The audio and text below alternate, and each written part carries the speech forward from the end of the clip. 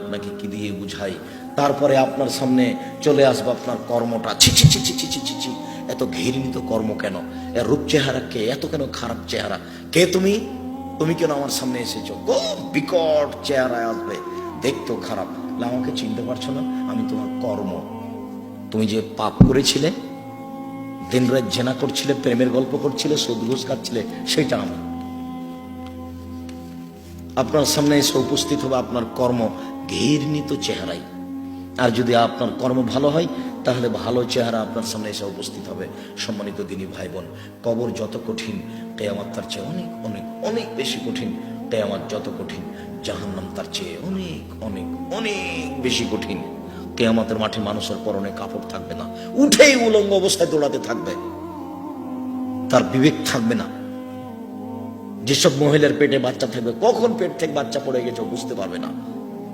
যেসব মহিলা বাচ্চাকে দুধ খাওয়াবে, ওই অবস্থাতে উঠবে, বাচ্চাকে দুধ খাওয়াতে খাওয়াতে কখন বাচ্চা কোল থেকে পড়ে গেছে ও বুঝতে পারবে না। এর নাম কিয়ামতের মাঠ। অনেক অবস্থা কিয়ামতের মাঠে। সবার পাপ এবং নেকিকে ওজন করা হবে। সবাই উলঙ্গ অবস্থায় দৌড়াতে থাকবে, সবাই আল্লাহর সাথে মুখামুখি কথা বলবে, সবাই একবার চুলের মতো সরু পথের উপর দিয়ে যেতে বলা হবে। ওটা জাহান্নামের উপরে সেট করা আছে, চুলের মতো সরু রাস্তা, সবাইকে পার হতে হবে। আর রাস্তার দুই দিকে কালালি বাঁকা লোহার আঁকড়া সেট করা আছে। যদি ভালো মানুষ হয় তাহলে বিদ্যুৎ গতিতে পার হয়ে যাবে, তার চেয়ে ভালো হলে সাধারণ গতিতে ঘোড়ার গতিতে পার হবে, তার চেয়ে কম হলে পশু প্রাণীর গতিতে পার হবে। আর যদি পাপী হয় তাহলে এই দুই দিকে আটকা পড়ে যাবে, সে নিচে পড়ে যাবে, নিচে জাহান্নাম আছে, এটা জাহান্নামের উপর দিয়ে সেট করা হবে পুলিশেরা। কিয়ামতের মাঠের অবস্থা অনেক এক সময় করতে বলা হবে। এ দেখেন আপনার কর্ম দেখেন, এক সময় নিজে আল্লাহ বলবেন দেখো তাকে তুমি চিনতে পারো কিনা। এক সময় ছোট ছোট বাচ্চারা বাপ মায়ের আঁচল ধরে টানাটানি করবে, মেয়েরা বাপকে জানাতে জাহান্নামে যেতে দেবে না। দুইটা মেয়ে যদি কেউ লালন পালন করে তাহলে মেয়েটা মধ্যে ঢুকে যাবে, ওইদিকে জাহান্নামের এদিকে বাপ। দুইটা মেয়ে লালন পালন করতে শিখেন। লালন পালন মানে ওকে ন্যাংটা করে 16 ডিসেম্বরে ঘুরিয়ে নেন, তারই নাম লালন পালন করা। স্কুল কলেজ খুলেছে গ্রামের লোক, আর এমন পোশাক দিয়েছে মেয়েটার গায়ে, মাস্টার বুঝতে পারে তার শরীরের অঙ্গ প্রত্যঙ্গ কেমন। এখানে 500 মেয়ে আছে, 500 মেয়েকে বুঝতে পারে মাস্টার কার অঙ্গ প্রত্যঙ্গ কেমন, মানে ও ল্যাংটা হয়েই আছে। মোহাম্মদ সাল্লাল্লাহু আলাইহি সাল্লাম বলেন সিনফার মিন আহলিন নার, আমার উম্মতের 2 শ্রেণীর মানুষ জাহান্নামে যাবে, আমি দেখিনি তাদের। আমার উম্মতের 2 শ্রেণীর মানুষ জাহান্নামে যাবে, আমি তাদের দেখিনি। আমার উম্মতের 2 শ্রেণীর মানুষ জাহান্নামে যাবে, আমি তাদের দেখিনি। এক কমন মাহুম সেয়াত, এক শ্রেণীর মানুষ তাদের হাতে থাকবে লাঠি, কাজনাবিল বাকারে গাভীর লেজের মতো। এক শ্রেণীর মানুষ তাদের হাতে থাকবে লাঠি, লাঠি হবে গাভীর লেজের মতো, একদিক মোটা একদিক চিকন। এজরেবুনা বিহান নাস, তাদের তারা মানুষকে মারবে, এরা জাহান্নামে যাবে। এরকম লাঠি থাকে প্রশাসনের লোকের হাতে, এরকম লাঠি থাকে যারা কলেজ বিশ্ববিদ্যালয়ে পড়ে তাদের হাতে। মুহাম্মদ সাল্লাল্লাহু আলাইহি সাল্লাম বলছেন ফেরেশতা বলবেন ঘুমিয়ে যাও বাসর রাতের ঘুমানোর মতো। যখন আপনি ঘুম থেকে উঠবেন কিয়ামত হয়ে গেছে, ইসরাফিল বাঁশিতে ফুঁক দিয়েছে, তখন আপনি বলবেন আরে এখনই ঘুমালাম, আজান হয়ে গেল এত তাড়াতাড়ি, এখনই ঘুমালাম, আজান হয়ে গেল। অথচ আপনি আজ থেকে নিয়ে 2 কোটি বছর আগে মারা গেছেন। আজ থেকে নিয়ে আপনি 5000 বছর আগে মারা গেছেন। আজ থেকে নিয়ে প্রায় 5500 বছর পূর্বে ইরাকের ব্যাবিলন শহরের উর নামক গ্রামে ইব্রাহিম আলাইহিস সালাম জন্মগ্রহণ করেন। ইব্রাহিম আলাইহিস সালাম যে কুরবানি করেছিলেন সেই কুরবানি আমাদের কুরবানি। তাহলে ইব্রাহিম আলাইহিস সালাম আজ থেকে নিয়ে 5500 বছর, প্রায় 5000 বছর আগে থেকে কবরে আছেন। যখন ঘুম থেকে উঠবেন তখন একটু এলোমেলো, আহারে এত তাড়াতাড়ি ঘুম থেকে উঠে গেলাম, এইমাত্র তো ঘুমালাম। 4 কোটি বছর আগে যে মারা গেছে যদি ভালো মানুষ হয় তাহলে ঘুমিয়ে গেছে, যখন তার ঘুম ভাঙবে তখন এখনই ঘুমালাম। আসহাবে কাহাফ 350 বছর ছিলেন ওই মরা অবস্থায়, তারপর আল্লাহ তাদেরকে জীবিত করলেন। তারপর আসহাবে কাহাফকে বললেন এই তোমরা কতদিন ছিলে? তো একদিন নয়, একদিনের কিছু অংশ ছিলাম।